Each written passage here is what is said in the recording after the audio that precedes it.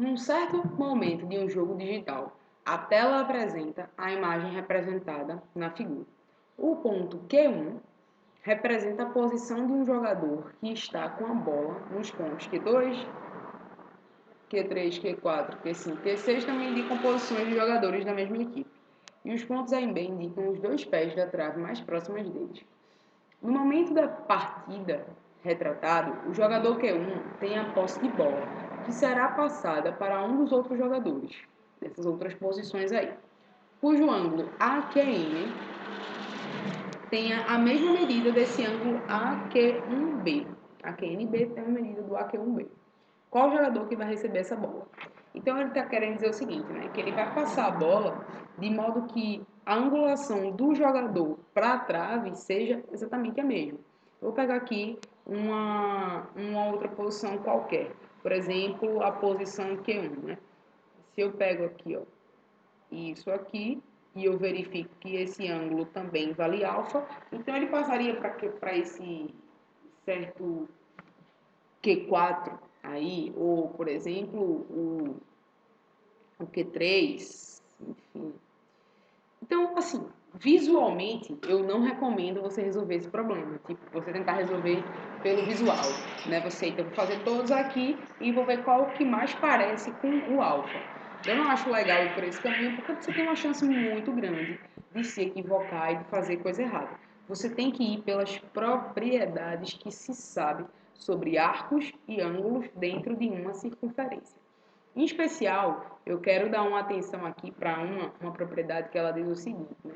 Ela diz assim, dado uma certa circunferência, estava tentando fazer uma circunferência aqui, pronto. Aqui. Dado uma certa circunferência, e você tem aqui, por exemplo, um arco aqui definido por um ponto lá do outro lado, você tem esse arco aqui definido, né?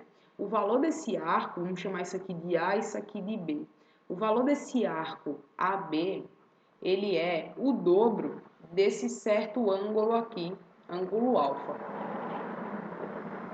Ele é o dobro de um certo ângulo alfa aí. E esse ângulo, a gente chama ele de ângulo inscrito. Inscrito. Né? Inclusive, uma consequência disso é que quando você tem uma circunferência, né, cujo triângulo inscrito nela, né, coincida um dos seus lados com o diâmetro dessa circunferência, a gente tem uma coisa interessante. Bom, se isso aqui é diâmetro, então quer dizer que todo esse arco daqui, ele mede 180 graus. Então, se esse arco mede 180 graus, esse ângulo ele mede a metade de 180 graus, que é 90. Quer dizer, a consequência disso aqui, todo triângulo inscrito em uma circunferência, cujo um dos lados seja o próprio diâmetro, esse triângulo é retângulo. Né? Isso é uma consequência assim, bem interessante dessa propriedade que tem do ângulo inscrito. Então você vai basicamente pensar, eu tenho vários ângulos inscritos em relação ao arco AB. Qual deles vai ser igual? Ora, vai ser igual o ângulo, o arco, né, que for definido por um ponto que esteja na mesma circunferência. Por exemplo, se eu pego um ponto aqui e defino esse mesmo arco, se é o mesmo arco, aqui tem que ser o mesmo alfa, porque o arco vai ser o dobro do ângulo, então tem que ser o mesmo ângulo.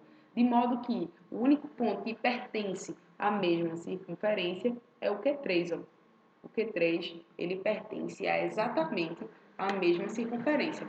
Né? Todos os outros vão acabar dando, pode ser até que de repente a gente fazendo as contas veja que é igual ou não, mas o único que a gente consegue garantir pelo desenho e com as informações que a gente tem é justamente o Q3, que está aí na letra B. Beleza? Então essa é a nossa resposta.